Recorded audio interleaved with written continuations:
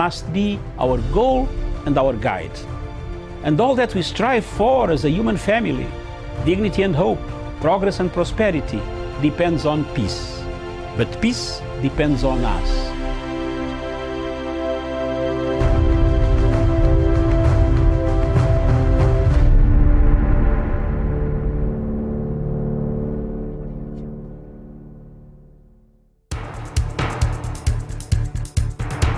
It is ridiculous and it is against the laws of nature that we can have somebody sitting pretty who takes home more money than the credible entrepreneur who is doing actual production of goods and services.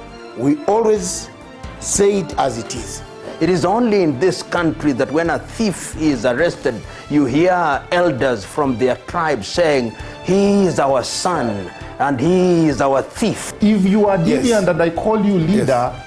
probably you are already a leader, but you are leading in the wrong direction. We want to see the role of the youth Yeah. in the security, Yes. governance, Yes.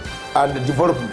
The youth that I meet and work with here, you know, we call them the millennials and X's and Y's, this and that.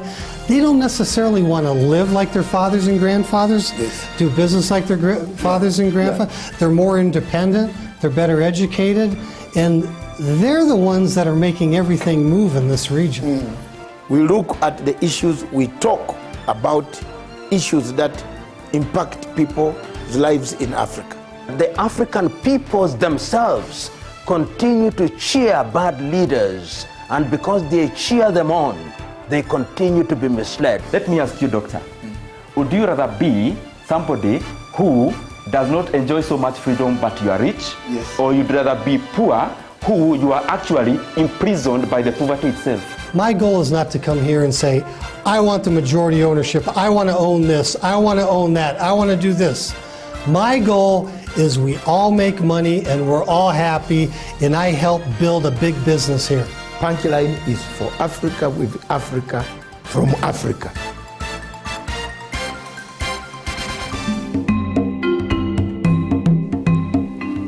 I want to call upon the people of Amazonia today, wherever you are in the diaspora in Amazonia itself, that in a struggle you are bound to have divisions. But divisions should not divert you from the main focus, the main challenge. We have struggled to expose the happenings, the human rights abuses in Amazonia. The army has killed hundreds and hundreds of thousands, burnt houses of people, internet was cut off, schools were closed, dispensaries, hospitals were burnt down. Amazonians should not be intimidated by Paul Robia. It is not upon the leaders of Amazonia, because I am not from Amazonia, but I've played a pivotal role in making sure that I loud out the voices, I put out the call, I call upon AU, EU, United Nations, Human Rights Watch, Amnesty International. Many of them have listened to some of the things that I say here, and they have come at last. America, United States of America, is slowly moving towards giving the Amazonian people the dignity they deserve. I therefore call upon the leaders and the leadership of the Amazonian people to unite for a purpose. The unity of purpose is paramount, as opposed to disunity, which has nothing but only produces ego that we have seen in South Sudan. What has killed South Sudan is not because they don't have the money, the minerals, the resources, is ego between Riek Machar and Salva Kiir. We would not like to see that ego come to the people of Amazonia, the leadership of Amazonia. I call upon Samuel Sako, Akanga, Milan, and Eko to unite and talk with one voice on international scene that will bring about the peace, the tranquility that you yearn for since 1961 when the resolution 1608 was abandoned by the United Nations General Assembly and Abazonia was annexed by the Cameroon government by then. I call upon you, my brothers, to pick up the unity call and free your people without disintegration. Thank you.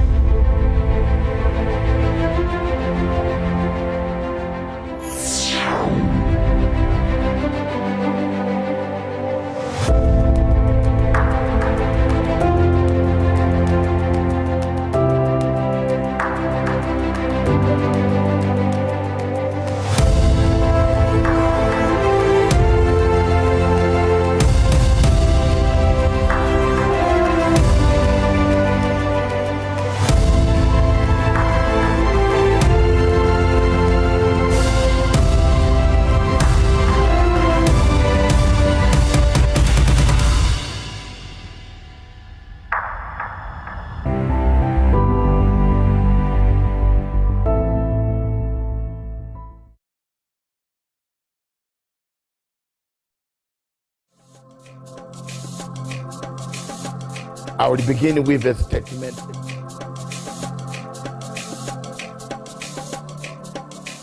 Way back in 1998, the late Secretary General of the United Nations by name Kofi Annan thought of an idea, brought an idea of saying the only way to bring world order where crimes committed that are not punishable in local courts, local countries, regional courts could be taken to an international crimes court. The Rome Statute and Rome Treaty of 1998 July was an offspring of already cooked DSGE intelligence system mechanism to keep Africa under check. Up to date, the French government pays 70% of the salaries of the International Criminal Court, from the porter to the judge, to the prosecutor, and the rest of the other people. This was a project of Kofi Annan and the Kofi Annan Foundation, followed by George Soros as an accomplice of Kofi Annan, brought in by Luis Moreno Campo and the entire system of the West, some countries in the West, to keep check on African countries that did not agree with the policies of the French and to their policies of Western culture. The International Criminal Court Chief Prosecutor Luis Moreno Campo agreed in all this that yes, he has been picking money, extra monies, and we followed the story together with my group in France, powerful investigators in France who worked together with me, and we found out that, truly speaking, Luis Moreno Campo, Fernandez Gomedi, the former judge, the president of the International Criminal Court, laundered the money, some coming from American banks themselves. This evidence was put in the ICC in the case of Bashir versus the chief prosecutor. I filed an application which I still have and which I'm going to publicize again so that people can know that I was right. I've been vindicated because the American friends now have found that my credibility is real, that I was right when I stood up to say this court is corrupt. This court launders money, $17 million of United States money, laundered through Bahamas, through New York banks, back to Ocampo's personal assistant by then, called Fernandez Gomedi Silvia, who later on rose to the ranks of becoming the president of International Criminal Court. It has taken us time, energy, effort, resources to investigate the corruption scandal that have rocked the International Criminal Court. Why should African countries continue to be in the ICC? Yet even superpowers like America are saying no, we have enough courts to try our own people. Viewers, it has taken Americans over 20 years to listen to our voices when we told Rainburger in Nairobi that this court is a corrupt court. Today, on the eve of September the 11th, I want to deliver a clear and unambiguous message on behalf of the President of the United States. The United States will use any means necessary to protect our citizens and those of our allies from unjust prosecution by this illegitimate court. We will not cooperate with the ICC. We will provide no assistance to the ICC, and we certainly will not join the ICC. We will let the ICC die on its own. After all, for all intents and purposes, the ICC is already dead to us. A case of the Kenyan people.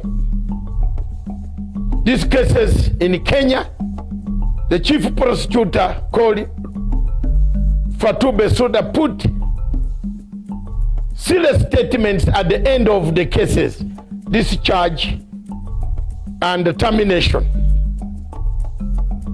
In legal language, these cases pose a very serious threat in the future. What the people of Kenya can do, and they should do, is today to wrap up the work envelope. Because until this envelope is sealed, thrown in Indian Ocean, the chief prosecutor in the future will come and look for that envelope, use it to incriminate people again.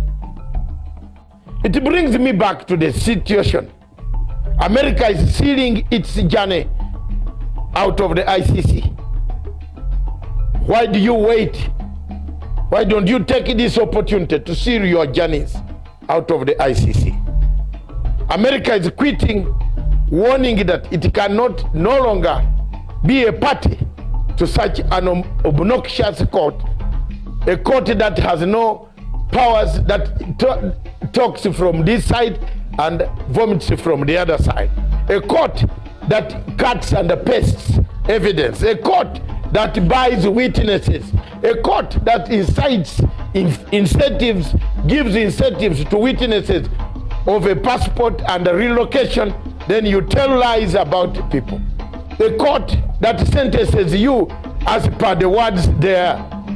Why should you leave a country that has a jury that checks on what the judges would do, the excesses of judges, and go to a country, a court that has no jury? Time has come for Africa to think.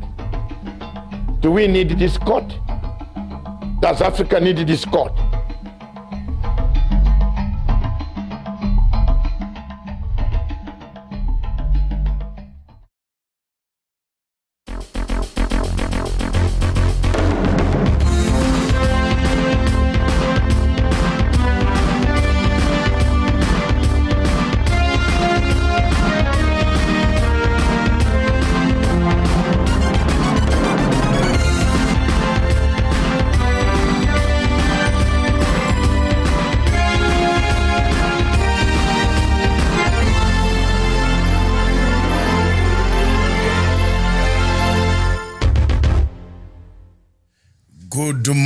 Good morning, wherever you are in Africa.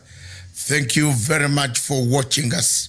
Thank you very much. This is Punchline Africa Television, the only Pan-African station on the continent that delivers Pan-African programs.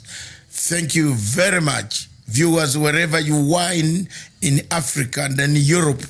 Those watching us on our satellite system from Germany in Berlin, good morning. In Europe now we have the satellite free to air. It goes everywhere in the world. Those in the US sleeping, you can catch up a view of our programs later on our sister television station. We link up with, we've called South Cameroon Broadcasting Corporation through the German satellite system. Good morning. Good morning those who want to hear more about Africa, who are in Cairo, in Cape Town, in Lagos, in Asmara, in Khartoum, in Kampala, in Harare, and finally in Democratic Republic of Congo. I don't know which capital my co-host Miriam Ogutu loves most on the African continent. Of course, that will be Nairobi, but also... I was going to ask you to come down. Good morning, Nairobi. Yes. Kenya, the Republic of Kenya.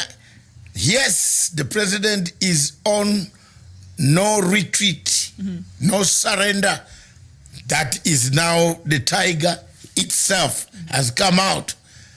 If you are thinking that Uhuru Kenyatta is not seeing what you are doing, then you have a very big short memory, or the brain must expand a bit, because he's not going to allow. You have solidified your backyard, then you come to stifle his backyard to make him an unpopular in his own place. So what the president did yesterday, 100% support from almost every Kenyan, and some of them are even saying, whether educated, not educated, intellectual, which class, they are saying, let him stamp authority. Mr. President, stamp the authority.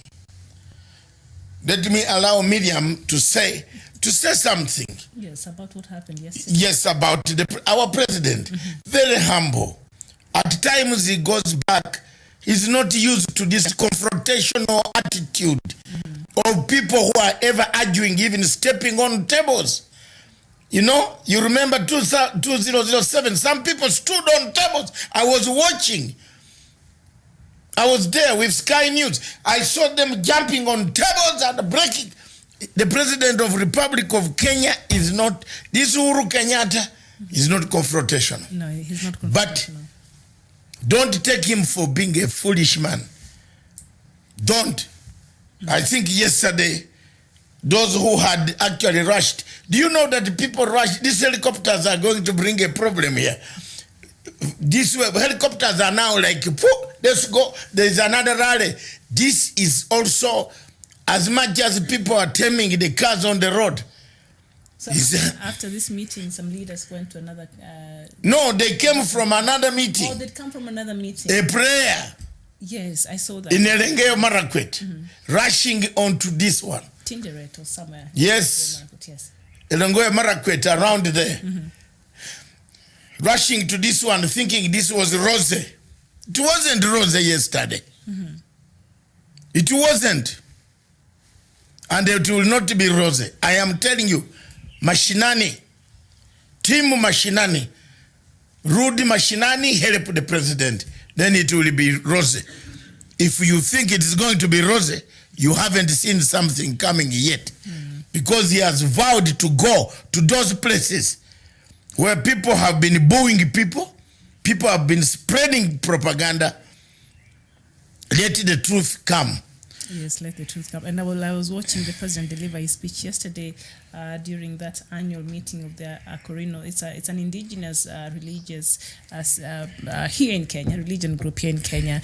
And so the president was invited there. I think it was the chief guest. And you could see a man who is very frustrated because he has this in mind he wants to do for Kenyans. And then the distractors will not give him an opportunity to do that. So he spoke from, you could see he's very concerned with the politics and how that will affect the development agenda he has for Kenyans, and also his frustration situation, because this is something that he's been saying. He even pleaded at some point. Even the annual prayer meeting, on the 17th annual prayer meeting, he pleaded, and we could see he was very annoyed even in that prayer meeting that he ended up not even reading his speech, very short words, and that was it. So this is a president who really, at this point, I think he's thinking, this quiet talk, because he's been trying to be very diplomatic in how he's been addressing this matter.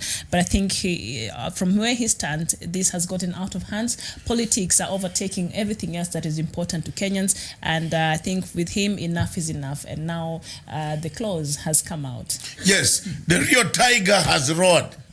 The tiger now.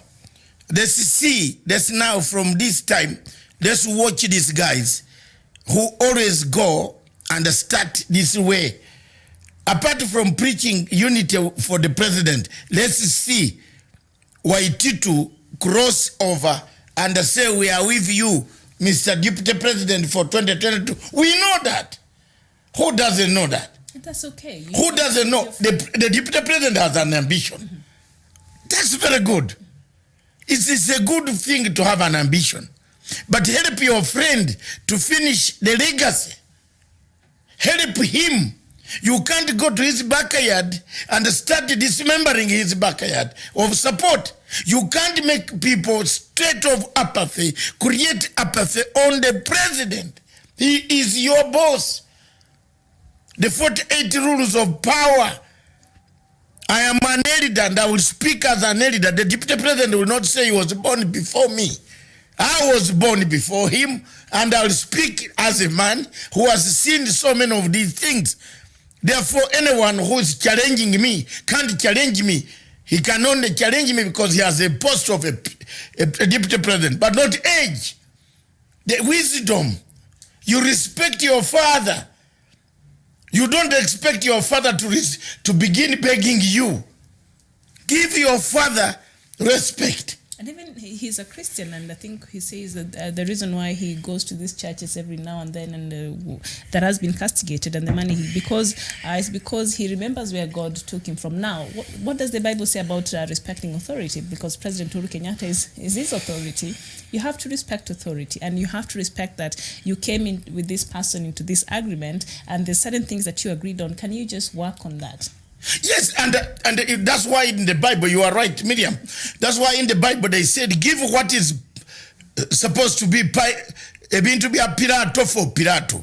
Is it for, no, give what is Caesar's to Caesar's. Don't give Caesar's to what is not belonging to him. Respect power. The president, the Jesus Christ, the one they pray every day. They pretend to be praying. No, I think soon people are going to say whether there's a barometer, whether people really pray or not. You tell me whether do we just pray for the sake of praying? If you are not respecting the man, if you're a manager in a factory and you don't respect your managing director, the chairman of the factory, he will sack you. You have to respect the authority. Now that he's a Christian, and yes, these are the leaders, they're all over the churches every now and then. That is what the Bible says. I don't know from which script they're reading from, but that is what the Bible they claim to be believing, and that is what it says. So when you undermine the authority that is on top of you, and this authority, you had an agreement with them that is binding towards Kenyans. Can you please, you're pleading now, Kenyans now, we have to come out and say, can you go and just make things work? We want a working economy. It has moved very well. Can you do more? Can you make sure that you deliver on the promises that you made to us before you come back and stop telling us about politics? We are tired. And this question of Kenyans creating teams, another group has come called the worst group is this team Wanjiku, and then there is another one, Takataka. All these things. Hold on, John Clark. There's another team, Wanjiku, Takataka, led by most. Yes, I'm now telling team you. Takataka and team. Okay. They are led by this another group. I know the term Wanjiku has been used for a long time, especially when it comes to agitating for the rights and for the, for the normal Mwananchi. So it's a term, but now they're misconstruing the term to mean something else. Because when you hear Wanjiku, it is something that, especially when the prices of, say, flour went up or things like that affect the normal Mwananchi. That is the term that has been coined to raise awareness on the plights of the normal Kenyan. So when it has been misconstrued like this, it's meaning something else. I did not even know that existed. Now there's Team Wanjiku. So what do they agitate for? Team Wanjiku is a splinter group. One man who is well known called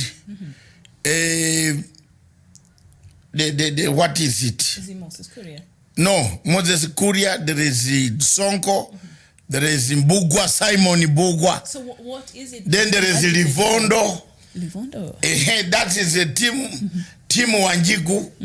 For what? You can see the common thread amongst them. What do they stand for? I'm curious. I think the splinter group from that of Commander. Tanga Keleweke. Yeah. They don't know where. Because Moses Kuria was very, very everywhere. I've not been seeing him lately. Of course, you control the constituency where the president come. I've not seen. You think the constituents cannot recall you and embarrass you? They can bring you down. You have not done some of these projects properly. After that time, he wanted to resign. There were rumors, and then he came back. Yes, he recalled, and it was. He was because he was put under pressure. He has recalled himself back.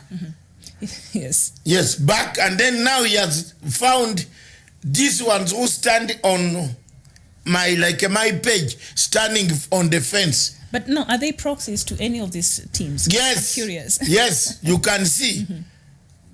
So it's just a camouflage of one of these teams. Yes, because in that group you find Sonko, you find Livondo, you find Arandwa, you find not Aranda, not Arandwa. Yes. Aranda opposite. There's a man opposite a boxer.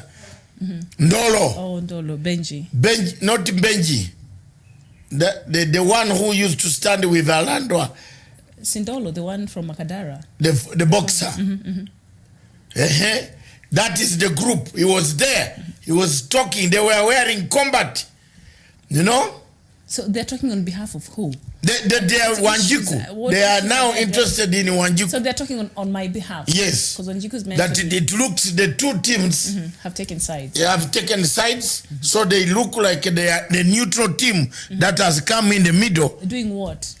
I'm confused. And Mr. Simon Mbugwa is the spokesman.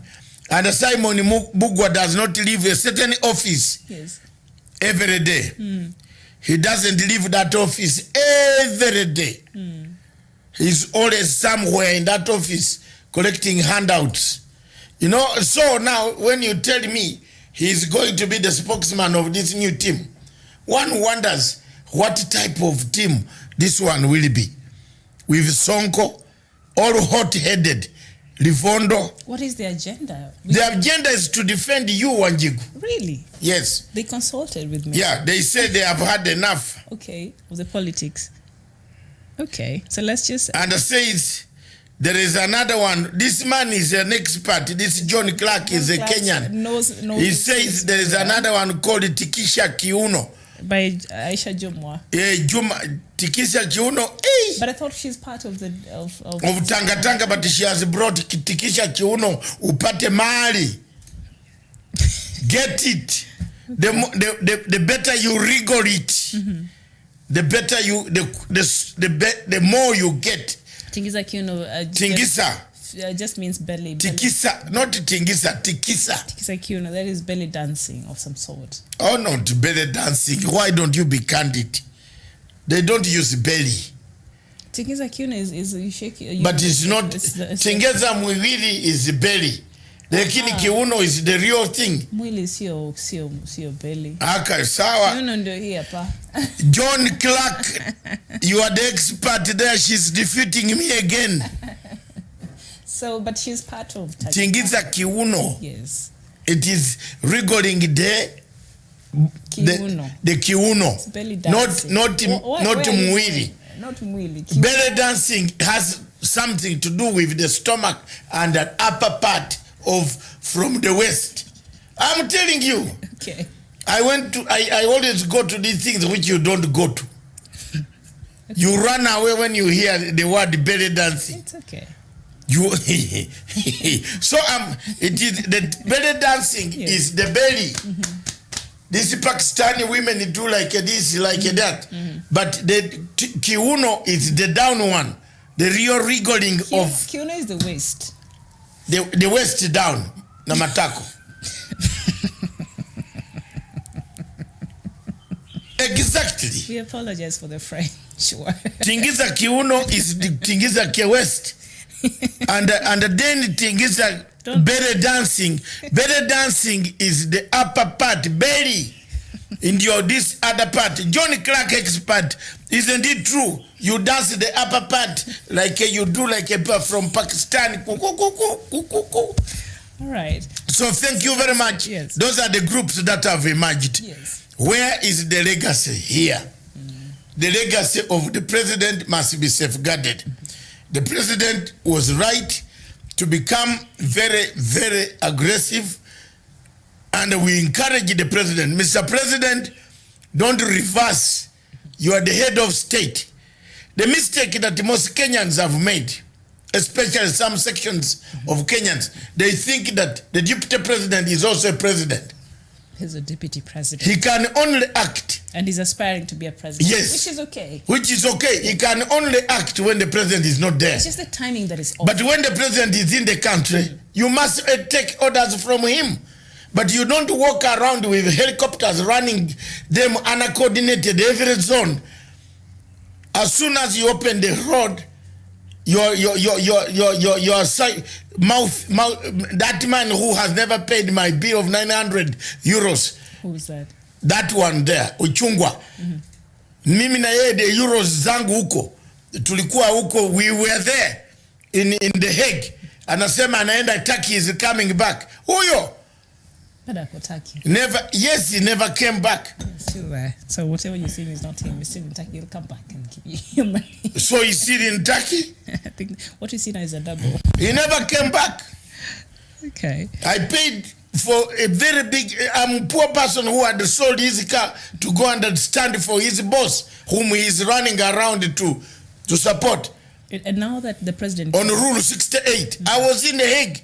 I have never forgotten. Let me tell you, don't bring this and I get annoyed again. Let him eat it. So now that the president came out very strongly yesterday and read this riot act, do you think it will change anything? Yes. Will they listen this time round? Some of them went to the social media and wrote so many bad things. But I think after some time they removed them because we also came for them. We have a history of some of these guys. You know, there is one thing that the thing we don't want to do, Miriam, is completed spoil. But the group of the president has also package. We can package insults. And they will be worse. They will be worse. You know, there are people, they went on saying drinking. Jesus turned water into wine. What is the difference? I can drink alcohol. But what about people who drink AIDS medicine? What is the difference? If I'm drinking alcohol and I'm still normal, that's okay. So you can drink your tea, people can choose to drink what they want. Some drink cocktail of AIDS medicine, some drink concoctions. All these things are being drunk. Hello? Why do you blame the president? They wrote very bad things. Na sisi tuko na matusi. Pande hii tuko na matusi. Kama mnaleta namna hivyo, tutaleta matusi. Haki. But we can't advance stigma. Yes. Yes. But you can't also harass somebody who has decided to have a drink. Yes. It is his drink. You don't drink. If you drink, you don't drink. You might not be drinking alcohol, but you are drinking more poisonous alcohol through the drugs we get from chemists. Hello? Iyo chionjo. So Sudi, achunge that tongue of his. Oh. You go on insulting the president and you think we don't know. We love him also. We are not going to accept you to insult. We also have insults that can pierce your skins. Mimi have been insulted enough. I don't care. You bring it on. You bring it on. I'm the only man who have a very heavy skin or a crocodile skin. Or I don't eat crocodile. You bring it on, I hit it, I bring back. We have also now all that data. We've got it. We got it. We shall release. Ye mwache president bwana afanye kazi. Na si tuta release. It's only that we are being disciplined. John Clark is saying Team Wanjiku Takataka is going to court to fight for Boda Boda. But why Wanjiku Takataka? Come on. Sijui wachi them the bit takataka too. John Clark, this is not the good politics. Drink was created by even the Bible. If Jesus knew that he wanted only holy people who drink tea, why did he turn? Drinking tea doesn't make you holy. No, I think they are holy. No. Some of them who drink tea have some other habits. Nobody is holy. They have very bad habits. Lakini kama mnataka na sisi tuseme hizo, tutasema. Hii itakuwa moto. Leave the president to work, man. Otherwise, itakuwa pop. Because we also have, and some of us who are friends, whether I'm here, whether I'm in South Africa, whether I'm in Harare, whether in London, I bet I can't leave, I will be watching. You hit the president, you insult him, I will come. The Facebook is everywhere. Don't think it is only limited here. Some people, when you talk, they see it, you are talking from here. Is there, even the Facebook there is more organized. The internet doesn't follow like the one in Nakuru. Or the one in Ethiopia. No, Nakuru internet worked for 1 hour. We know the people talk about others. I saw something yesterday, someone wrote that there is an internet in Kenya that worked for only 2 hours. And it costed a lot of money for the account. Guess the amount? How much was it? 200 million. Goodness gracious. So when you try to write history about the people, also be careful. People would write yours very organized, in an organized manner. So if you are writing, condemning people, and you are saying, because somebody has drinks, then you think he doesn't reason. It doesn't mean when you have drunk, you don't reason. There are people who drink. Yeah, to socialize. It's to socialize. It doesn't mean the brains have gone away and visited some place. They remain with you. The conduct is that you conduct yourself is the most important thing. Yes. It's what matters. But God, the Bible said you can drink. So if you have chosen not to drink, it's a choice. Because you grew up in a house where maybe those things were not worth it. Some people grew up in a house where things were available. And you choose to drink. I have my children, amongst them, there's one who doesn't drink at all. Jackie does not touch any drink. It's a choice. She has taken a Christian path. She doesn't touch any drink. But the rest of them have a drink. Yes. I've given them the drink, but don't drink beyond the level that you will get stones and start hammering people's cars. So there are so many things that you can drink. You might not drink this, but you might drink this, which can make you even more. It can harm your. Some people are drinking because. So who was attacking the other person's drinking habits? MP Sudi. Who was attacking whose? President Uhuru Kenyatta. So you were saying President Kenyatta was... He wrote, not saying. Oh, he wrote until 200 of us went for him. He withdrew. But the president went to a religious gathering. I don't think he will do that. He has enough sense not to. No, but does it matter? I don't think he will. You can drink your tea, but you do some activities which we know. I listened to his yes. He appeared very. These guys have become so petty. Another one went to the social media. Then when he saw things were turning on him, he said it's a fake. When we went back to check his account, even the location, you saw that one. In the location where he was posting for, it's his phone. His own phone. Oh, look at this type of people. And he's masquerading around that he's very holy. These are George Soros group. We know we shall release the dossier, man. Watu wanaenda wapata pesa za George Soros. Then they said they are doing projects. This is George Soros. Tutawamulika. Just wait. You go on attacking the president. Go. Attack the president. Give him respect to finish his term. 37 months, we shall be in AU. Matanga will go. I'm the first one to go ahead to clear the road. Tutaenda. I will be very happy to be in his team as a technical guy. If we are going to solve a problem somewhere in Africa, we are going, don't worry. The space will be there for you. But for now, mumpatie nafasi, amalize miaka yake 3, imebaki. That is all he's asking. Yes. He's not even asking. Give him that chance. Don't go everywhere. Hey, Mimi, hey, you know you helped me to become a president. So what? Then respect him. Yes, and of course, the president's speech yesterday has made headlines in all major newspapers here in Kenya. That is the Standard newspaper, and also this is the Star, a newspaper, as well as the Daily Nation. And the Daily Nation is very interesting. I read what the Daily Nation says: a furious Uhuru breaks ranks with rebel MPs, especially from his backyard. And it was always a matter of when. You see, even the ones who were more shocked is like this one. This one was really shocked. Yeah, this one whom I was paying 5,000 shillings here to do shows. And he was a wonderful translator.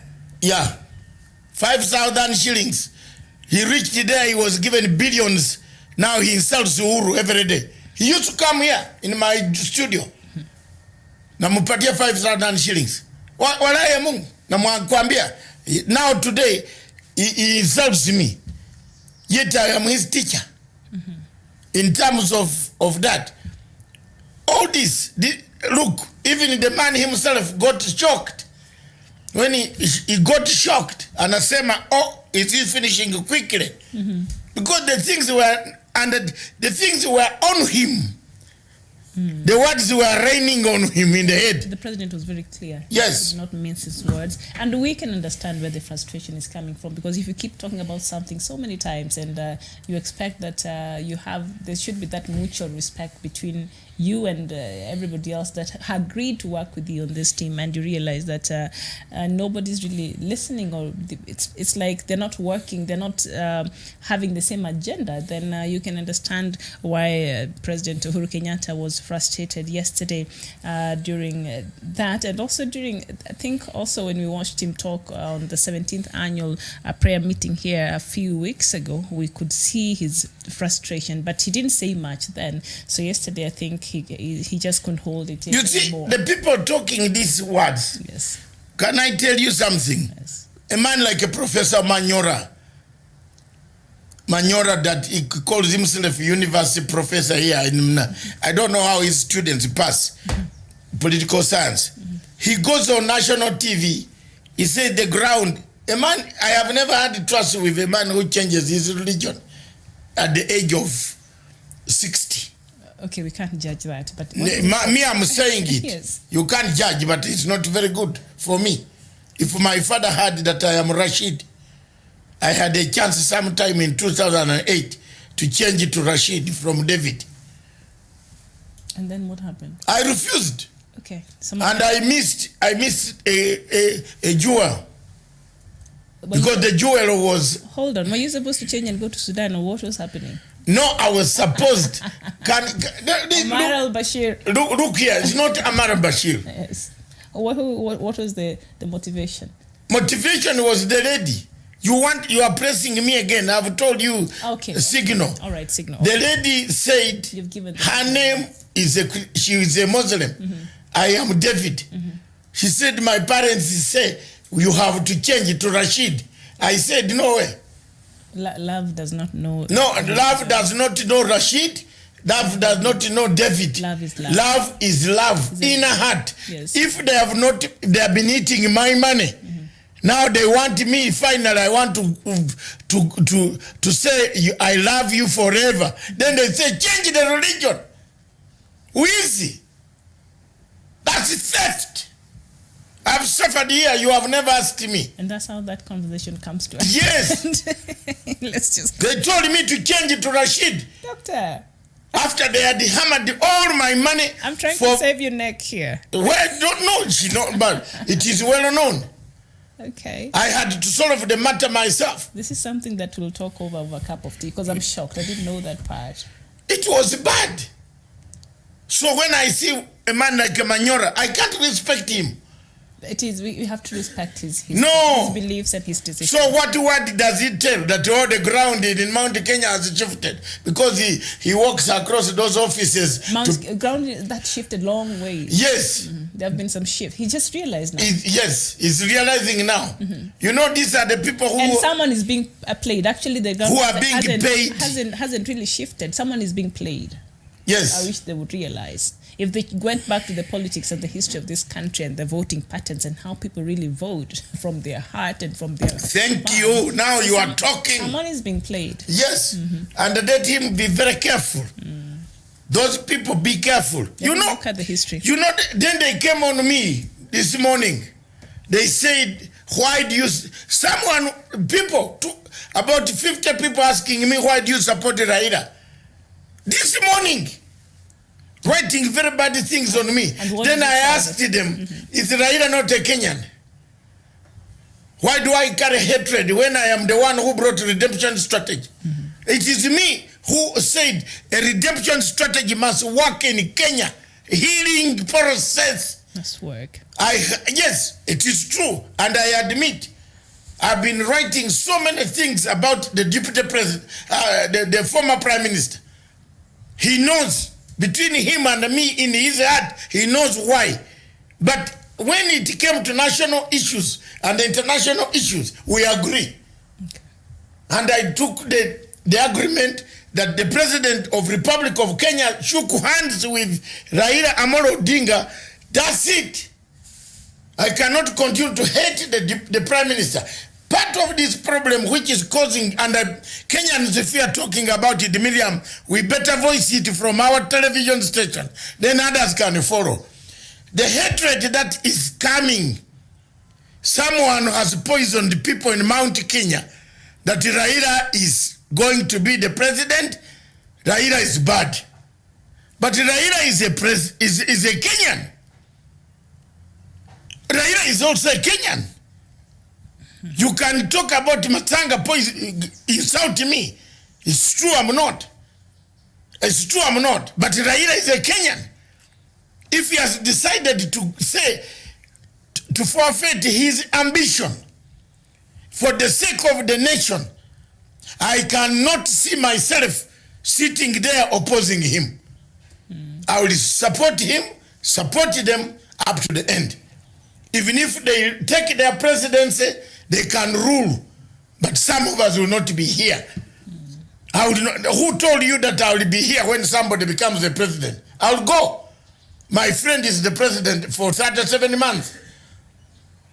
After that, I'll go. And while we're still talking about the truth, I think President Uhuru Kenyatta was also part of that, during campaigns that planted that seed of Raila is like this. He used to call him Mogoroki. But after I realized that is not working. But they came together. Yes. There are so many names that people also call it Kenyatta. Yes, indeed. Kenyatta was also called a name. Yes. And Raila called Kenyatta names. Kenyatta called Raila a name. Yes. But they decided that Kenya. This is not working for Kenya. Yes, so if our parents were not working together, let's we children work together. Because this country is bigger than it's them, yes. Yes. Then who am I to oppose that pact? They came for me. They have been hammering me that you know part of the problem, the nugus. What? You also calling people names? Yes, no, this nugus, which is nugus is something wrong. Kiswahili mbaya, nugus. Nugs. Yes, kitu mbaya. In the bad luck or something. Yeah, okay, bad this thing of the people Kenyans hide. Yes. They hide like they used to fear Ocampo. Yes. Me, I don't want to hide. Let me tell it now today. And those listening on the television station, listen. The thing that is rattling people in Mount Kenya is that alliance between Raila and Uhuru. Yes. Some of them, like the younger men who are radical, like Alice Wahome. Me, I tell the truth. They have natural hatred. They hate Raila. They have gone back and yes, like a phobia. Yes, phobia. They have gone back and mobilized the people. Anybody, when you talk the name of Raila in Muranga, Wahome was on TV this morning. Alice Wahome, honorable, she said so many bad words. I was watching. That they brought Raila through back door. This is the man who was in some. So the nation is bigger than the door. And Manyora was telling them. Is there a back door in the State House? There was something that Raila got. But there was no, I think the president and Raila came out in day broad light and called the media, and everybody was there, and they told them, if this is what you've decided, it's the handshake, because we want this country to move forward and we want peace. And when because I understand Kikuyu, by the way, I speak better Kikuyu than I speak my own language, and from what the president was saying was, I want to leave this country better than I found it. Exactly. And that one, anybody who is naive, foolish, can disagree with Uhuru. Times yes. That that is his heart. Yes. He said that to make sure that hospitals in Kenya have medication, the education standard has improved, and Kenyans' lives has improved from the speech he gave yesterday. So he is really frustrated with the people who are trying to distract him from this development path. And that's why he came people who sing, power. So I don't know why they keep saying it's a backdoor, because they came out the broad daylight, they stood outside the president's offices and they made. But has he brought him back a door? That is he sitting in a root? No, is Raila sitting in Ruto's office? And they did not give us. Ruto has his office. Yes. Raila has his offices of African Union. What is wrong with that? Yes. He's doing his thing. He's not getting allowance from the government of Kenya. He's getting allowance from the African Union. From this AU. What is wrong with that, Jamen? From this terrible AU, but... Yeah, it is terrible, but Raila is not terrible as far as AU and Pan-Africanism is concerned. Yes. When it comes to Africa to defend, Raila defends Africa. And that one, I give him a credit. That one, we agree on that. But when it came to Kenya politics, I took a stand, because this type of things that people were doing were not pleasing me. You cannot allow yourself, you have lawyers. Some people are going to swear in, then you don't swear. 2007, I laughed at this Orengo, this man here. Me, the man who drove me away from Raila is Orengo. He's the middleman. He's the cartel. No, he's bad. He was helped. Then he goes to announce by name. In a whole, Uhuru Park, over 7 million people listening, and 45 million Kenyans. And as if this is a man who has not gone through exile himself. He ran to Uganda when Moi was going to cut his leg, that leg there. And we gave him asylum. Obote helped him to sneak into Tanzania. Which leg, the left or the right? I don't know. I wish they one or two. Then this is a man who hates anybody. That guy put me off from Raila. Okay. I have no problem with Raila, just as people are putting me off from Ruto. Okay. I have no problem with the deputy president. I don't have any. The only problem I have, he never came to say thank you to me. He has never said thank you for having gone to ICC day, night, evening. He never. And I will never forgive him on that until he said thank you. You just do good and I will never. God, I have said that. God will repay you for. Yes, for God has repaid me already. I'm still alive. Yes. But I suffered. I paid at times my own money. At times I drank a coffee the whole day. Then come to eat on the chips at night. For that guy to be here. For his case to be disabled. He never said thank you. He treated me as an enemy.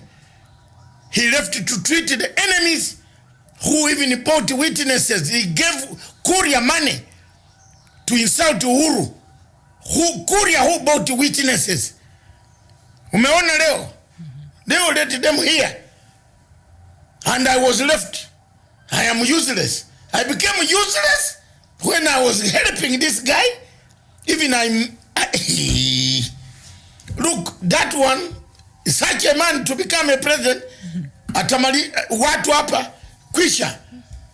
So if you can do that, you can't even say thank you for a poor person, a poor foreigner who came and stood in the middle when the natives of the land were watching you to be slaughtered. They were cheering. And I stood, I said, these Ocampo 6 men are innocent. Until today, isn't it what has happened to ICC? Everybody saw. The man never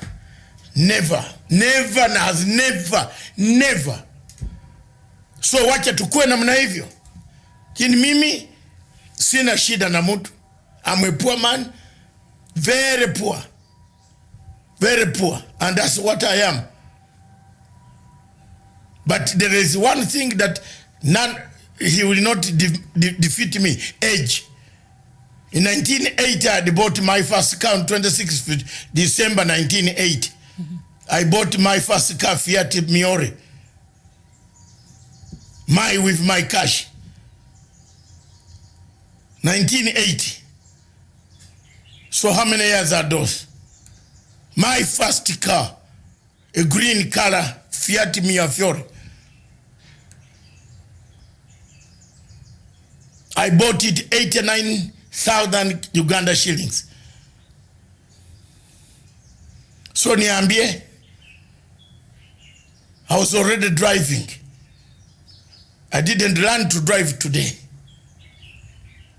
So I was not small at 1980. I'd produced a children already.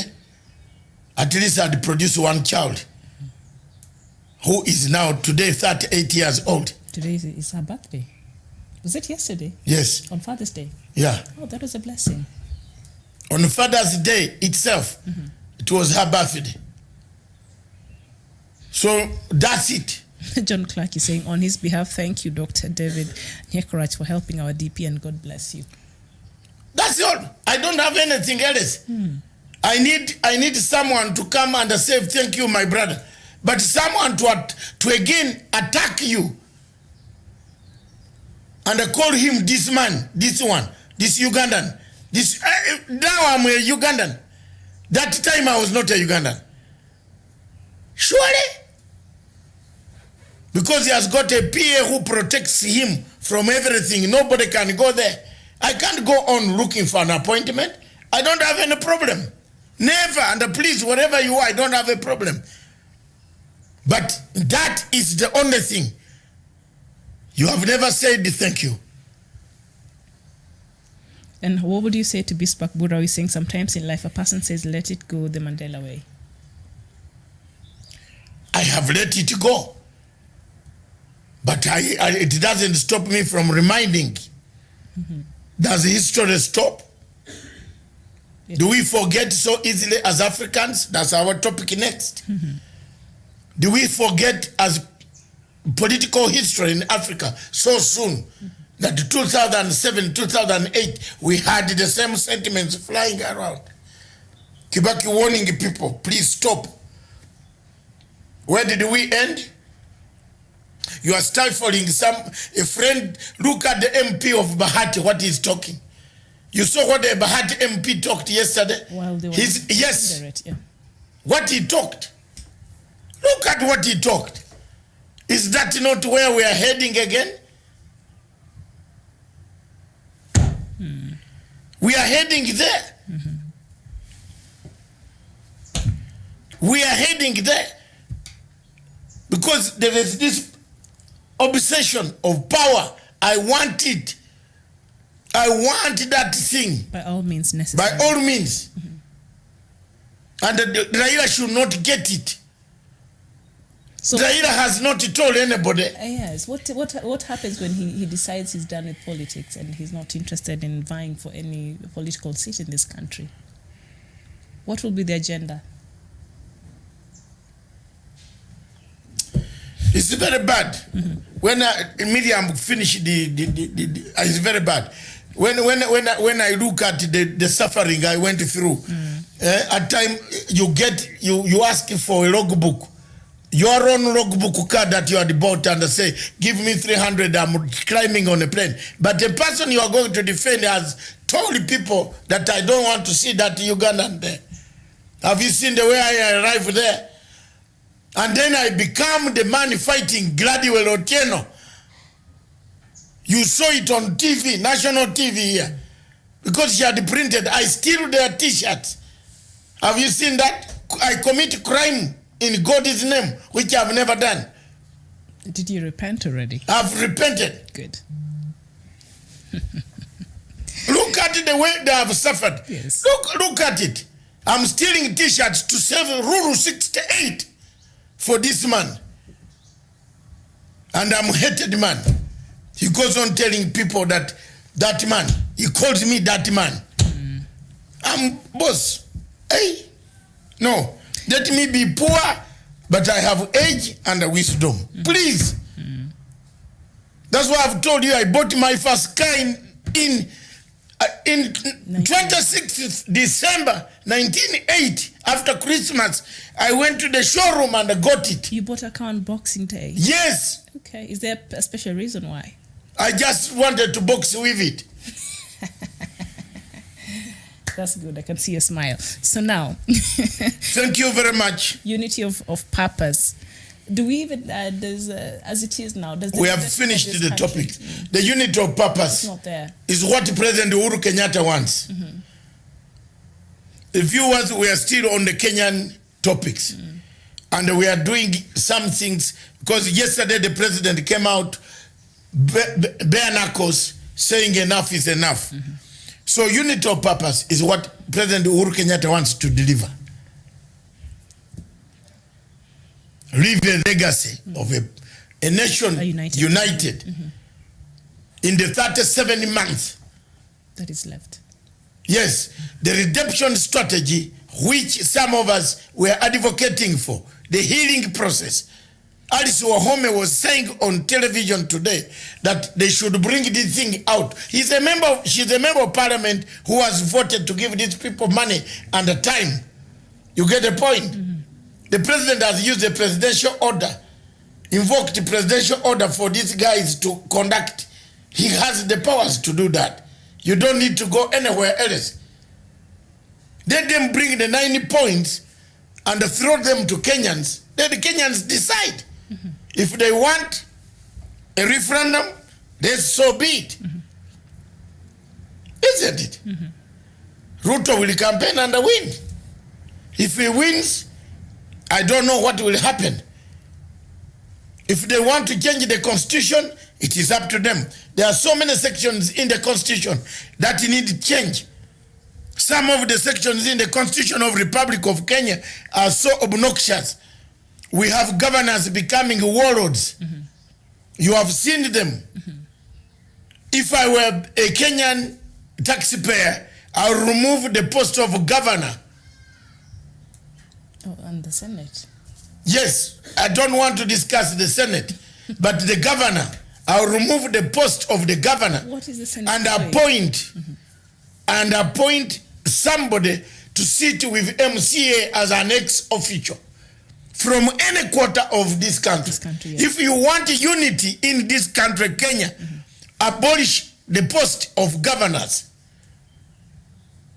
abolish it. The governors are little war kings, political warlords. The politics of warlordism is beginning to build here. It's building here. Very soon, fragmentation will come in as warlordism builds up like I did in Somalia. The fragmentation of a state begins to develop. Anybody who has studied those type of governance will tell you that a powerful person in a community rises up to be the most, and the others will follow. Whatever he says, there is a lot of politics of patronage, which is now destroying devolution. Governor has said, Mr. Nanoko said, no, soon we might not be able to get the oil from Turkana up to Mombasa. Because the Turkanas will say, no, this oil is going where? We are not benefiting. So if I were a Kenyan, if this referendum comes, if ever, one of the things that I would like to vote is to remove the post of the governor. Not the county. Counties are there, they are serving people. But the people taking the huge amount of money, which is now costing the taxpayer a lot of money in the budget. Did you see the MCAs coming out the other day and saying the parts that the MPs are asking for, the governors are asking for, we also want the same? Yes. So same you to reduce that payment, you allow the MCAs to remain as their local leaders going to the county assembly. The governor can become ex-official. He can come in. They will appoint ministers who will work under the ex-official. That's it. And the ministers report back to the assembly. They report back to the assembly through the speaker. Kenyans should start thinking about what they can do so that this too much of borrowing goes away. Yes. Because the president is borrowing because he has to sustain the wage bill, yes, which is ballooning. It is. It's out of proportion.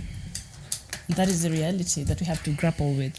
So if I'm wrong, then let Jesus tell me I'm wrong.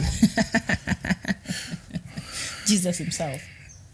Jesus, oh God, no, God always keeps me, he's gonna tell me. Yes. All right. But the truth is that, I'm telling you, there's something which is not working here. And that something must be told the truth. I've told you one today. That is the things rattling the Mount Kenya situation. Somebody has planted bad politics. That Raila Odinga is being imposed on you. By who? By Uhuru. You can't impose anybody. That's what they have done. That's what they have been talking. If you look at, you see, Ichungwa was mimicking Raila Odinga in Elengoyo Marakwet. He mimicked a whole MP, a senior man with children. What did he say? He was mimicking. Oh, you know how Raila speaks. Okay. Mimicking means imitating Raila. A whole, to please the DP. And the DP is there seated watching. Surely you people. And you want me to keep quiet as an elder here? Those type of behavior is not very good. Are they upset because of the visit the president made over on Friday to Kisumu and the long time they had? Exactly. Yes. He was mimicking. They're wondering the private meeting, what happened? What is mimicking, or the other one is imitating. Yes. On the rally, people were laughing, clapping. This is a national leader. And this man you are mimicking is your father. It's your father's age. Ichungwa is about 30-something, 9 or so. He's not even half of my age. He's actually half of my age.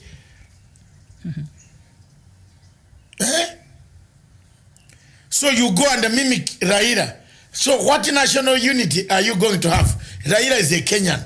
Are you going to be the one leading only with this man? Surely? Will you lead this country? We need a united country. whichever country you want to lead, it should be united. They can't you see the problem that Nigeria has today? Nigeria has the same problem. Buhari is suppressing the people's rights. Things started like that, like they are starting in Kenya. Nigeria went to the dogs. It is in the dogs. The ruling there is military. If there was no military, the Biafrans would have declared the flag up already. They are now being killed because they are using their flag. If they get you with a Nigerian, with a Biafran flag, they kill you. That is what is happening in Nigeria. Let this thing not come to East Africa. Thank you, Miriam. All right. You can take over with your African news.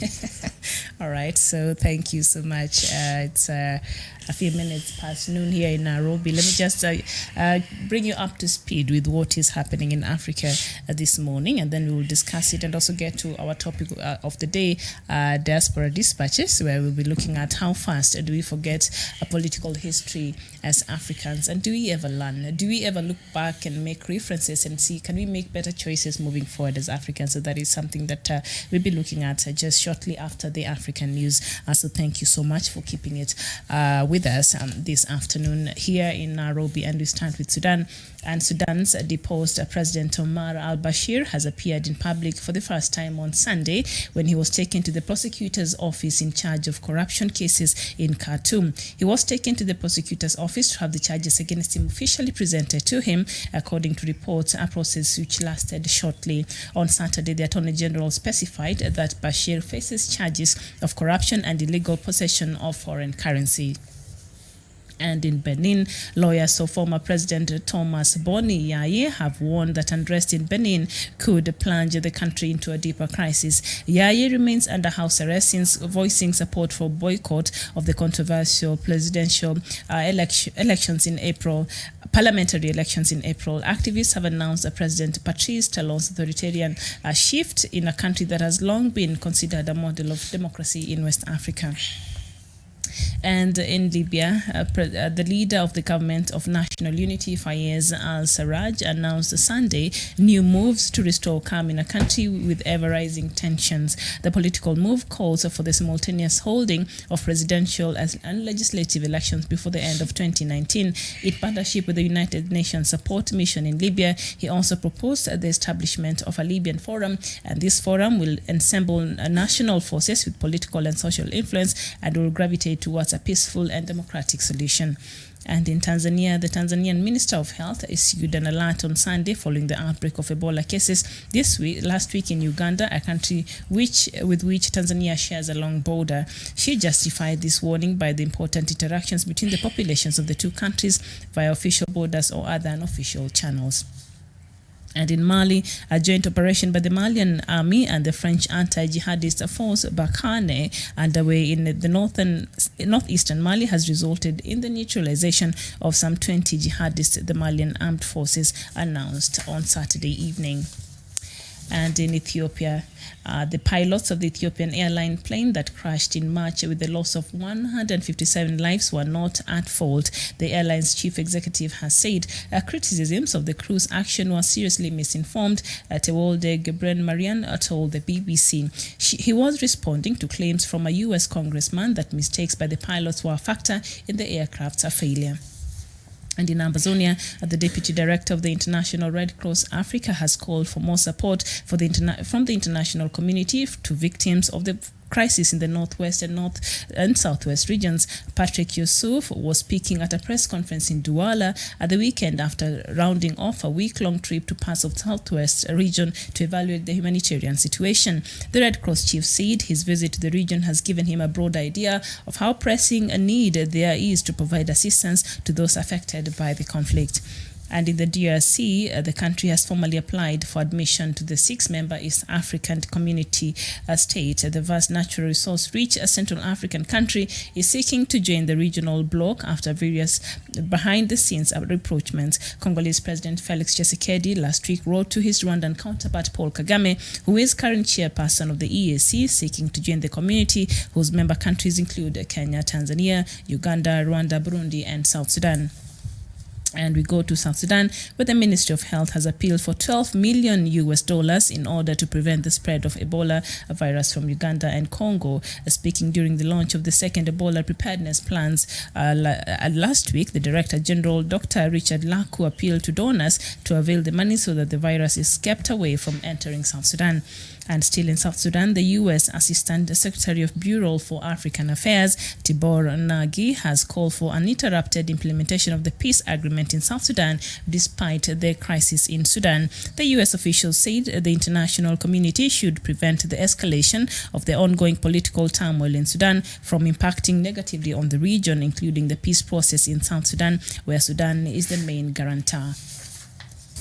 And in the latest from Uganda-Rwanda border row, and while Rwanda authorities recently opened the Gatuna border post, which was closed in February as diplomatic relations between Kigali and Kampala worsened, it still remains a ghost town. Rwanda insists that its travel advisory against Uganda stands until its citizens held by Ugandan authority security agencies are released, allowed legal counsel, or charged. It also maintains that Uganda must stop illegally detaining its citizens and hosting its enemies, including members of the South African-based Rwanda National Congress and the National Liberation Front, as well as the Democratic Forces for the Liberation of Rwanda. So that is the latest from across Africa. And in case you are where you are, there's something that we need to, there's some news that we need to make our viewers know. Please don't hesitate to share with us, and we will share with the rest of the African continent and indeed across the world, because we are watched from across the globe. Doctor. Thank you very much, Miriam, for the great news in Rwanda, Uganda conflict. I have picked something from another country that you talked about, is South Sudan. South Sudan, yes. About the peace process. Some of the things the people are repeating are the things that I've already said here. Yes. I told you that the peace process could be in danger if we don't have Khartoum endorsing it and supervising it. Now I'm being vindicated. The whole Secretary of State for African Affairs is saying the same. So I am an African who sits very far like a giraffe. I see the distance, I saw it. This whole thing of the peace process could be a problem for Africa. Then we come to another area that you talked about in Amazonia. Yes. I think there is a problem there. The Red Cross went there for a week long. They were trying to find ways that really are in dire need. They realize the whole place is in dire need of help, humanitarian help. They do. They do. Amazonia needs help, and that help should come now. Amazonia is a place where all Africans should unite and make an effort to liberate them. But that is the state of affairs as it is in Africa. Yes, another area. And also another crisis in Benin. A former president, he's still being held in house arrest because he voices his support for boycott of the controversial parliamentary elections in April. So the president now has President Patrice Talon has held him under house arrest, and the lawyers are coming out and they're saying if he's not removed, then this will make the country sink into deeper crisis. Yes. So there's some really serious problems. So now I understand why one of our viewers from Benin was always telling us to talk about Benin. But when you try to get information, these countries that are led by authoritarian rules, information doesn't come out from the countries. It's very difficult. It can't. Even in Togo, I think. Yes, it can't. So that is what is happening in... Africa is very interesting in the continent. Yes. And that's why I brought that topic. Do we learn from history? Do we learn from the past? How fast do we forget the political mistakes that Mobutu made, that Bokassa made, that Idi Amin made? How fast do we forget them? How fast do we forget General Abacha's mistakes? How fast? Sani Abacha, the dictator. Sani Abacha mistakes. How fast do we forget Rawlings? Yes. How fast do we forget Gaddafi? In Africa? Those are the things that we need to discuss as Africans and find a way forward. How fast do we forget that Gaddafi used to splash money to every African head of state? Give them money, help to bring institutions, bring back our kingdoms, our tribes, our chiefdoms, our paramount chiefs. How fast have we forgotten? That is the topic coming next after a break. When we get coffee and I feel the coffee, don't go away. I'm smashing it down, down, and down.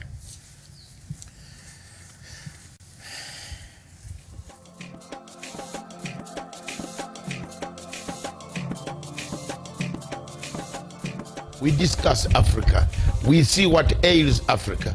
And today, this afternoon, we want to see whether Sudan will permanently remain a sick child of Africa. Is it a permanent sickness?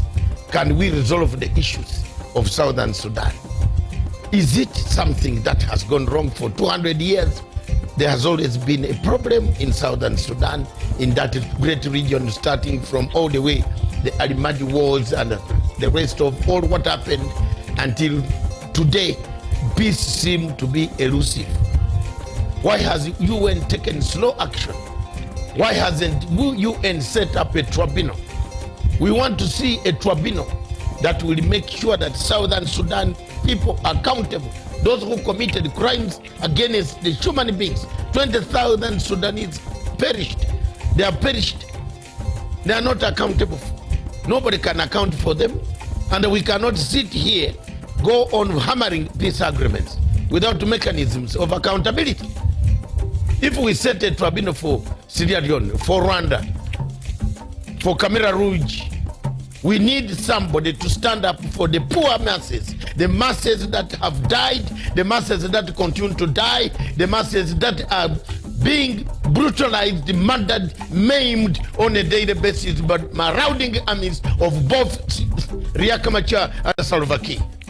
There must be an accountability. You are not going to sit here and tell people there is no accountability in Southern Sudan. There must be a tribunal. Why do we run to harass countries of Kenya, put ICC on Kenya, put ICC on this country, put ICC on Central African Republic?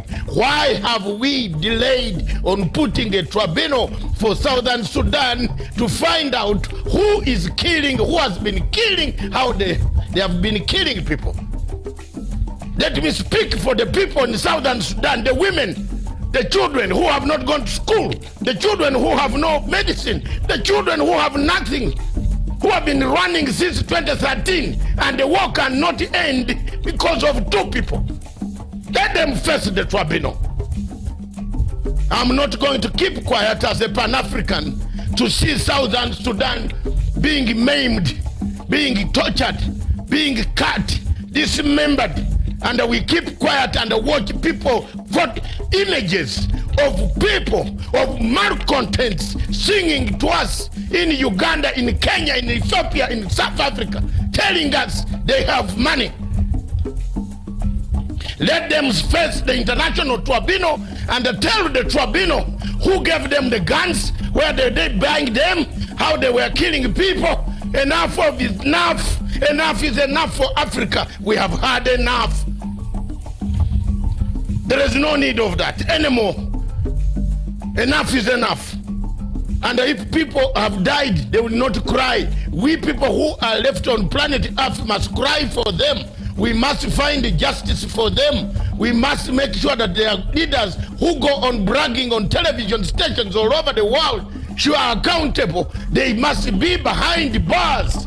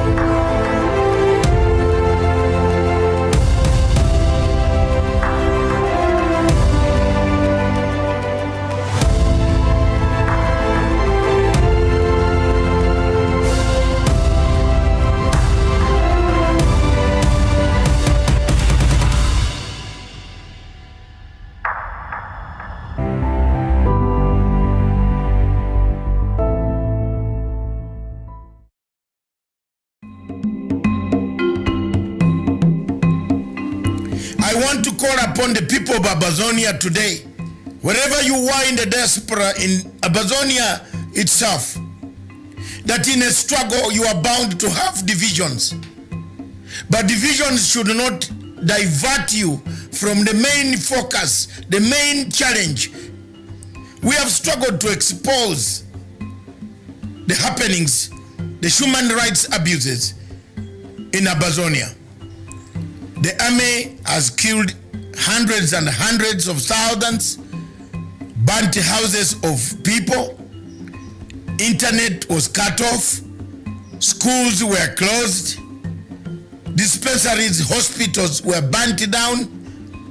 Abazonians should not be intimidated by Paul Robia.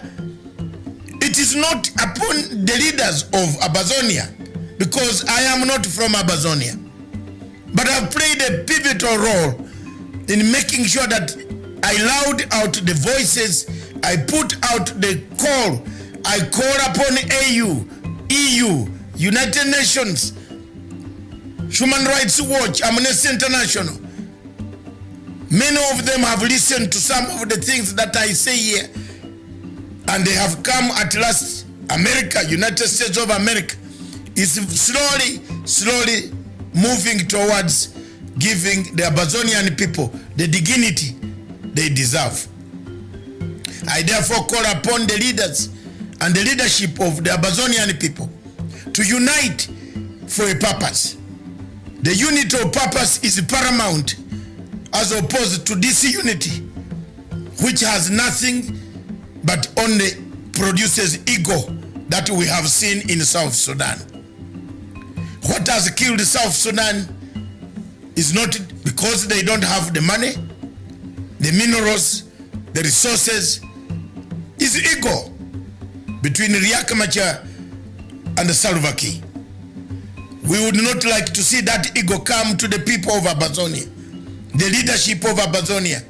I call upon Samuel Sako, Akanga, Milan, and Eko to unite and talk with one voice on international scene that will bring about the peace, the tranquility that you yearn for since 1961, when the resolution 1608 was abandoned by the United Nations General Assembly and Abazonia was annexed by the Cameroon government by then. I call upon you, my brothers, to pick up the unity call and free your people without disintegration. Thank you.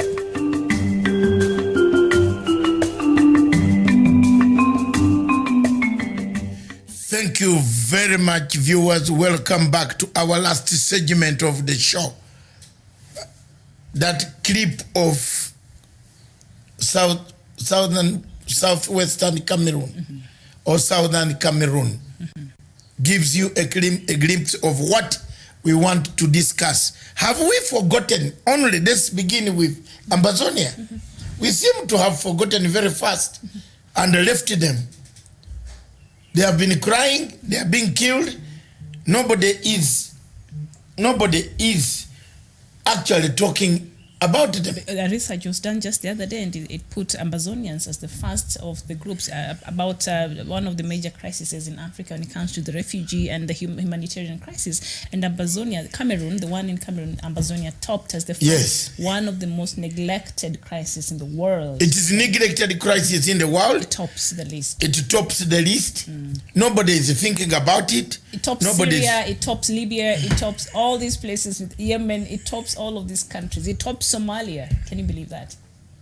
Ambazonia it's first on that list of the crisis that has been forgotten in the world. So does Africa forget so fast? Do we have AU? Who reminds us? Who tells us about the trigger mechanisms when the conflict is about to come? When it is going to end? How do we resolve this conflict? Do we still have a vehicle on African continent that does it? No. Is it because we forget, or is we just choose to be very? We are selfish. We just choose to be to have. Can I tell you we are selfish? Yes. Each country You look at the people who tell others to leave their countries as if these are the real black skin to black skin. A black man to a black man is telling his fellow black man to leave. But then when you go to a Mzungu's home, the Mzungu will tell you to welcome you and give you coffee. But the black man would want you gone. He wants you to gone and you have left. Quickly, the earlier you leave, the better. So, selfishness has created us to forget that there are people suffering in Biafra. There are people suffering in Amazonia. There are people suffering in Central African Republic. There are people suffering in Libya today. There is no national patriotism, regional patriotism, African patriotism. Nobody is talking about the conflict that is in Somalia. Who talks about the Somali conflict apart from Kenyans, Ugandans, and Ethiopians? Who else? Do you have people in Zimbabwe saying, but why is Somalia always at war? Can we organize a conference on Somalia and find out what are the root causes? How long shall we keep the troops there? We forget fast the political history. And has there been a rise of nationalism, and has this done anything in how we respond to our neighbors and in case they need our help?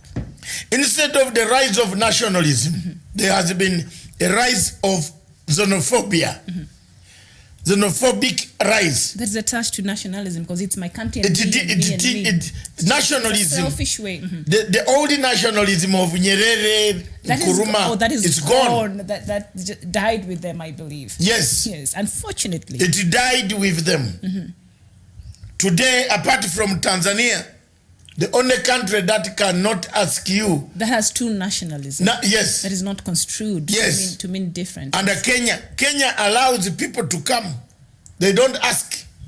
But xenophobia is growing. If you look at the xenophobia growing around the Chinese, every television station now. The one in Hong Kong. Yeah, no, here. Oh, here. Every television station in Kenya is running to do a story to find a Chinese in a wrong place.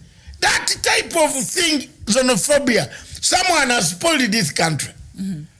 I'm telling you. But they shouldn't be in the wrong place. No. Let me tell you. The men you are chasing here today, the men you are insulting, the men you want to kill, are the people who worked hard to lend you that money. And you are now telling them, you are trying to tell them to go away. But isn't that a loan? Wait. Yes. To go away. Even if it's a loan, if they had refused, yes, we could not have got it. Why is it that we have not got this loan from America? Why is it that we have not got this loan from the British government, which was our colonial master? We Africans must start thinking very fast. Why are we hating now Chinese? Because we have seen them. That's the way Idi Amin started hating Indians. Yes. Let's be very careful, Jamen. In how we handle some of these cases. Yes. Because they're few. They could be backfiring. The country like China, if you touch their nationals, mistreat them that way, they will only cancel these things and say, we don't want it. And then start immediately to demand their money. The money back. We don't have it. We'll have a crisis. Not only Kenya, not only anywhere, every countries in Africa have borrowed from China. They have gone there to get the money, including those countries like Nigeria, whom you've never thought could borrow. They have borrowed from China. So when you see Chinese, who we forget so fast that we have gone there to borrow. A few years ago, all African planes were heading towards to the east. China. Yes. You went to invade their airspace, invaded their space, volume on the ground. You started carrying their goods. And then you carry your goods. And as you carry your goods, you teach them how you do things in Africa.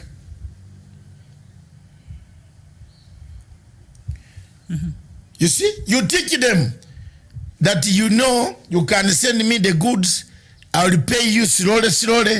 These goods, the bales in Africa, in Kenya, they sell highly. The Chinese that you are telling about the goods is nothing down. So tomorrow what the Chinese does, he puts 200 containers of your goods, the one you described for him. And then he seizes the opportunity. And then you come, look at what they do. My dear sister, these things are happening. Look at what they do. They tell these Chinese, we can lend you, we can lease you a shop. I have a shop in Nairobi. Because Kenyans actually worked with them and allowed them to do that. Yes, I have a shop in Nairobi. I want rent for 6 years. The Chinese draws his money and comes with his money. This good. Or he comes with his phone and transfers the money here, there, and there. Exim Bank is here. Here and here on this hill. Museum hill. There's Exim Bank. They have a branch now. They have a branch, yes. They have branches here. He doesn't come with money carrying. He comes with the phone. 1, 2, quick, wing. The phone says, yes, you have 400,000 shillings. Yes. He rents the shop, pays rent for 6 years. Now all these, our people, the Kenyans and the Ugandans who are struggling, they have rented these shops to the Chinese. Then now they start going for the government. Sabotage. Have you seen? Uhuru is right. Uhuru is right. If you see the team called Team Wanjiku, that it is supporting the small farmers, SMEs, in the smaller traders, that they have allowed the Chinese to take our things, they have allowed us to pay tax on a motorcycle or insurance. That is the group sponsored by someone to sabotage, to make Uhuru Kenyatta's work very difficult. So, gentlemen, today I want to dedicate it on Kenya, because something needs to be done so that we are stabilizing ourselves here. So who is this man who gives the Chinese a lease? It's Otieno. It is Wambui. This lady is Wambui, said, this is my shop. My husband passed away, he left me this. These are the agreement and this lease. So we give you, how many years do you want? What do you want to sell? He doesn't bother whether the people next door are going to buy the phones.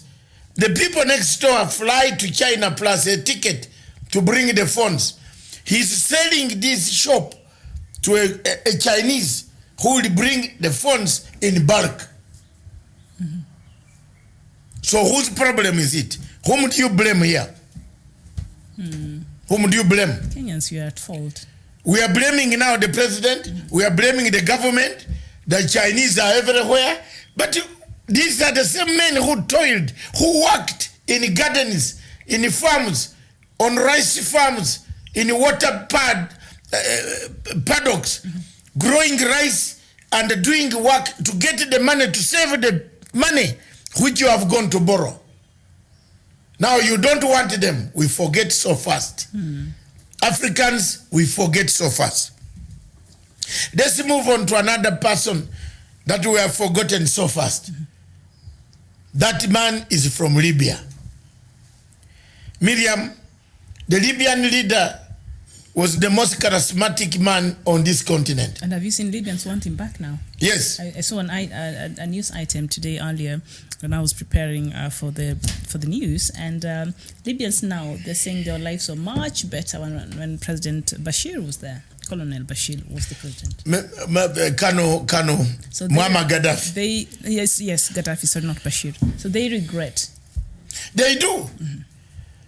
But because we forget so easily, no African country can give Gaddafi a national holiday. I'm speaking facts here. Oh, hasn't Gaddafi left Leiko here? The hotel we are enjoying here is Gaddafi's. He has left properties here. He has left your king Luoland, everybody, at least with something. He was building them the palaces, renovating the old palaces.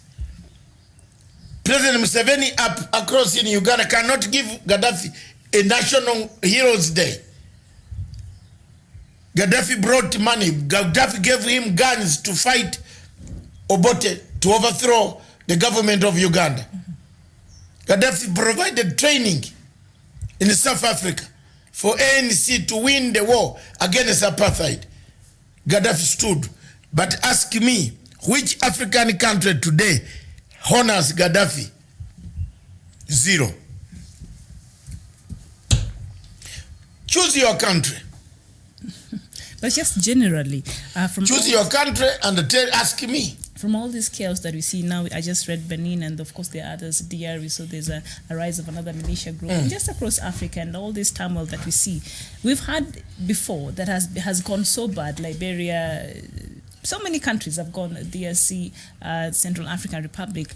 These are countries now that are trying to fuel this war. Even here in Kenya, the current political situation right now, because the fire, it's like they keep pouring some petrol bit by bit. This thing might blow out of proportion one day. Do they ever sit and look at these examples and how things actually went out of proportion across these nations in Africa and think maybe it is time we started doing things differently, even when it comes to politics? It's time we started looking at politics in a different way, as a tool to bring change, as a tool to help our people, not as a tool to disunite and bring chaos and wars in these countries in Africa. They don't. Who does? Ask me who is going to do. The Minister of Culture and Sports in all these African countries, they don't know even their heroes or heroines. They don't know them. They don't know them. Telling me that South Africa cannot honor Gaddafi after Mandela survived the ANC. Even Gaddafi used to pay for these ANC fighters everywhere to go for medical doctorship, wear courses in Britain. It was Gaddafi's money through Tripoli. In fact, you reminded me about a documentary as I was watching an interview that Mandela had just after he was released and he was the president in America, and they were asking him, why are you relating with Gaddafi? He's not a good person. He said, no, he's been very helpful to our country. Yes. I will not look at him from the prism of how you choose to judge him. I look at him from how he's relating with me and my country. That was Mandela, yes. Exactly that. That's what Africa is. They want to remember. They forget you very fast. As soon as the event is over, everybody, for example, if you go to Africans in Kenya now and ask them, what were the last words of the judge? Which one? Of International Criminal Court. The last words. Not found, not guilty, or what was No, the last words when they were discharging. I know them. But very few Africans can remember those. They have gone back to the same place. That's what I'm trying to tell you. Yes. Ask any of these groups that are running around here disturbing President Uhuru Kenyatta. Ask them, what did the judge say? What did the judge say lastly? What did they say? They cautioned us against all the things that we are doing now.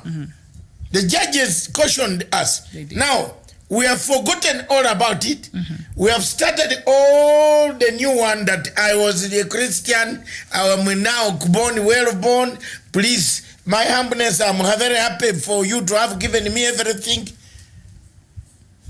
Well born or born again. Yes, we have forgotten.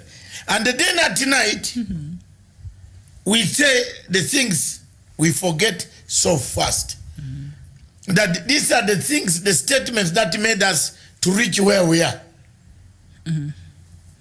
Africa forgets so fast. And Joseph Otto Manassi is agreeing with you, saying, Doctor, it's just like South Sudan. Cuba helped us so much when we were fighting for liberation, but up to now, I have not heard any mention of Fidel Castro in South Sudan politics and society. I was disappointed even when Fidel Castro was not invited for the celebration of South Sudan's independence. Best regards from Denmark. Thank you, Joseph, for that. Joseph will understand that. Ask very many Sudanese to remember the date when Garanga died. Ask them. Ask them now. We are on the platform. They can't tell you. They can't tell you one verse of what Garanga used to do. So we are detached from our history. Yes. And that is the beginning of the exactly. The South Sudanese themselves cannot tell you what Garanga used to preach. The basics. Garanga's theory was based on basics, politics of basics of the people. It is the people themselves who can drive the country. Yes. If Garanga was alive, Bashir would not be toppled. Because it would be one Sudan. There was not going to be two Sudans. And I think the intention, whoever wanted him dead, faulted him on that. I'm telling you, Garanga's theory and the mission was one Sudan. A one Sudan with a very...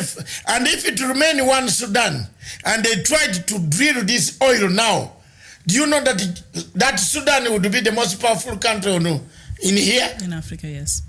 With equal stabilization in both agreement regions that we had done in Naivasha and the Machakos, that Sudan could be very powerful economy. And these people, the roads in Juba will be done, everything will be done. By now, you go to Khartoum. Khartoum is beautiful. It's the city you like to eat from outside. Unalala kwa inje, unakula. It's a good city. From the patio. Yes. Okay.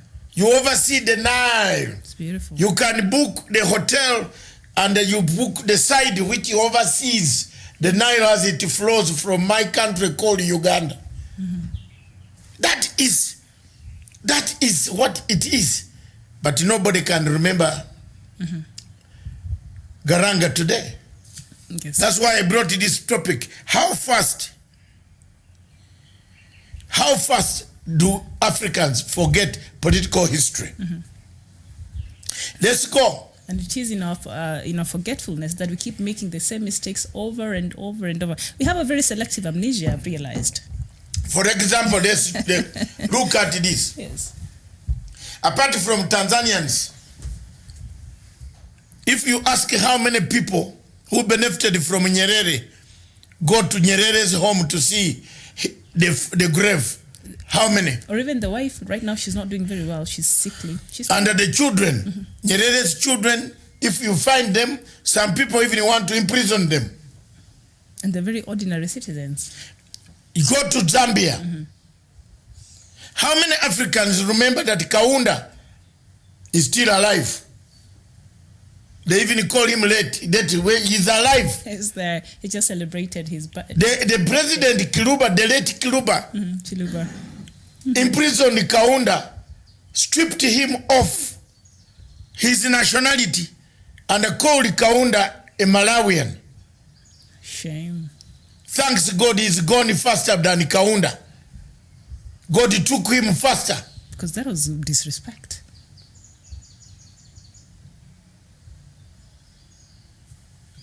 The next president returned Kaunda's dignity.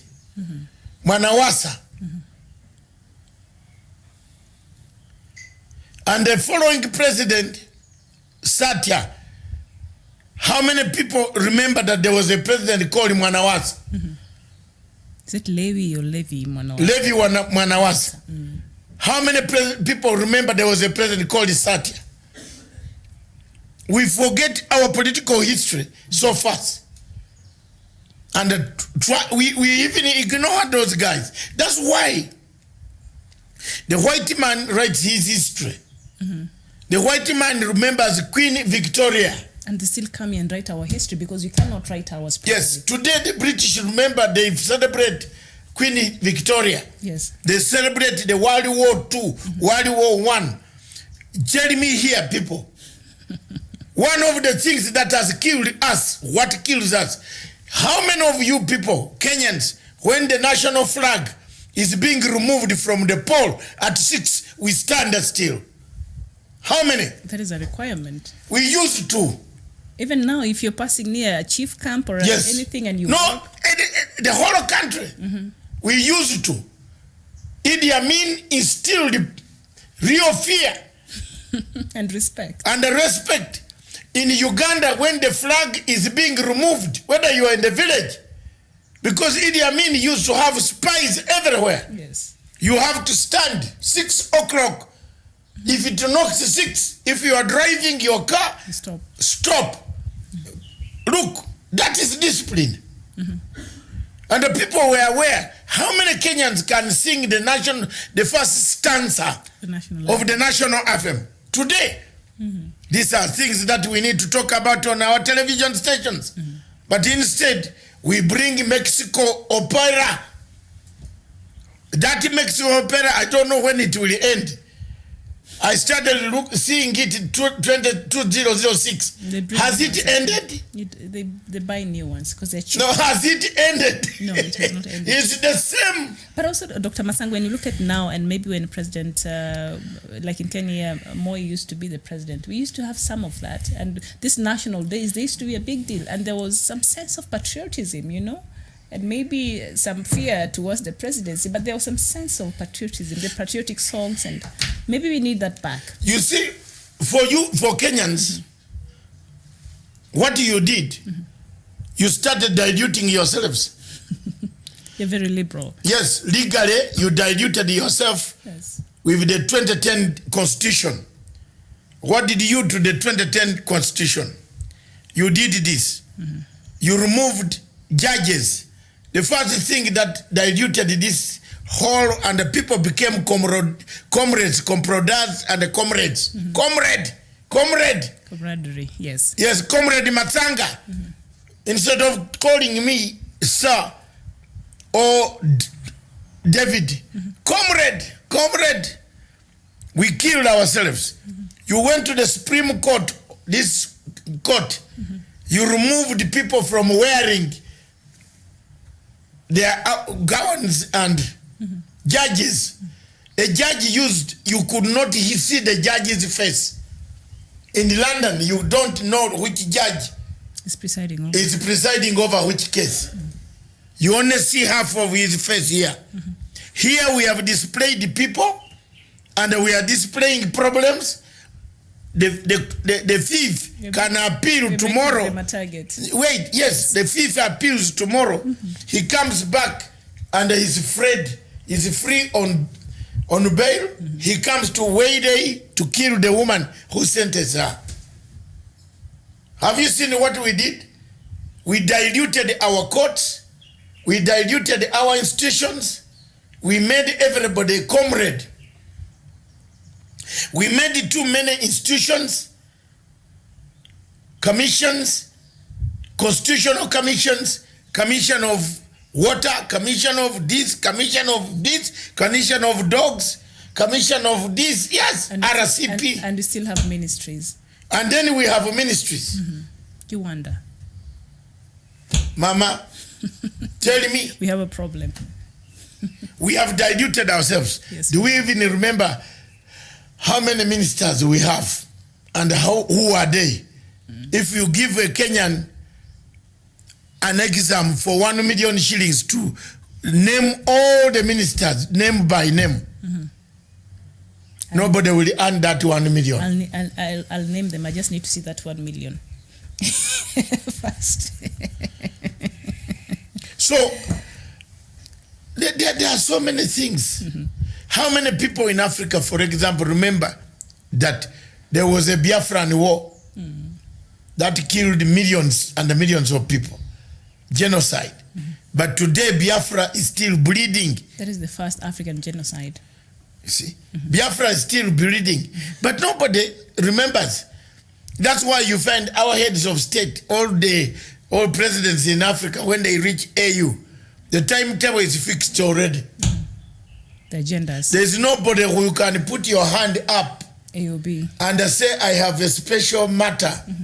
Which is urgent. Which is urgent. Amazonia and Biafra killings are too much. And we need to have this conversation. They now. say go back to ECOWAS to bring the motion. And ECOWAS has been captured. So you are talking of captured. It has been inherited. It has been inherited. Capturing is very simple. Inheritance or inhaled. That has been taken completely. Yes, imekulwa. Okay. So these are some of the things that Africa needs. We need to remember the heroes. We need to remember Gaddafi. We need to remember NASA. And their contribution. We need to remember Sekou Touré. We should not only remember them when we see the AU building. We need to remember Emperor Haile Selassie. Sankara. We need to remember Thomas Sankara. We need to remember Patrice Lumumba. There is nobody who has... I have liked the way the Angolans remembered Savimbi. They buried him a few weeks ago. They exhumed his body and took him to a resting final point in Uwambo. I am happy about that. That is it. How many people know, apart from the social media, about Mugabe? They have invented Mugabe jokes. They just know one part of Mugabe. Yes, because they don't know their history. They don't know that Mugabe was the first president on the African continent to give reconciliation, which Uhuru and Ruto, and Raila have done. After coming out of prison, he gave 17 years. Did he serve for 17 years? Yes. After 17 years of prison, he came up and the first person he shook hands with was his jailer and a white Ian Smith. Ian Smith in Zimbabwe was the most guarded man. Police and cars everywhere. Mugabe gave him. Mugabe did not do recrimination. Those are the reasons that compelled some of us to say, hey, this guy is very good on reconciliation. But how many people today remember him or know that version, and that's part of the story of Mugabe, because we only choose to see what we want to see. We don't look at the whole history and the whole thing, so we miss the point a lot of times. Let's know our history, Africans. It's important. So thank you very much, viewers. We come to the end of the show. I don't know whether you have... Yes, now we've come to the end of the show, but Bismarck, you're saying Biafra was let down by international community in the 60s. This is why history seems to repeat itself in the part of the world. Yes. Thank you. And Tochi Okofor, you're saying, may God bless Biafra. And thank you, all of you. Joseph Otto, you're still saying the praise has gone from Fidel Castro to Americans. The SPLA/M called themselves comrades, meaning brother until now. And this was from Fidel Castro in Cuba. So thank you so much, and we thank you so much for your participation in today's show and for making this show what it has been. So hopefully we can meet again for our next broadcast. But from us right now, I think we just say our goodbyes. Yes. Goodbye, and thank you very much. Don't forget us. We shall be here back at about 4 o'clock. 4 o'clock. Good. And you know, they have the results of Miss Uganda, the Kavi.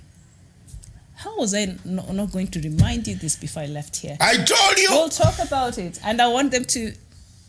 Steve is laughing because he knows why. I told them I will have to remind the doctor about this. So they had their winner, and maybe we'll touch on it at 4. Let's do unfiltered. Okay. It's better. A show of laughter to give us enough time to collect those topics, including Miss Uganda, Kavi Uganda. Kavis. Steve is laughing. He knows why. Why? You know why. So and why are you laughing? I'm really excited. So we see you at 4. Unfiltered. Mom, those are the things people like. Thank you very much, viewers. God bless you. God bless Kenya. Keep up the good job, Mr. President. Don't retreat. On the way forward, no reverse chair. From now onwards, any of them going to this conference and start tangering. Tell the police to check them up. Tamper something with something. Authority, disperse. Tell the local administration to deny them a permit. We are in government. Tell them no. This gathering, unless it is for the building of the road. Other than that, we are fed up. Let's tell us how you are going to buy our food, our maize. He'll buy 10,000 man maize. I mean, that's not very bad. People ate maize and ate the cobs. Have you ever seen people who are so greedy? In the Rift Valley, people are crying. They are crying. They have their maize still in the house. And someone has brought 1.5 bags somewhere in one of the pots waiting to deliver.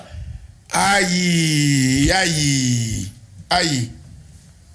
God bless Kenya.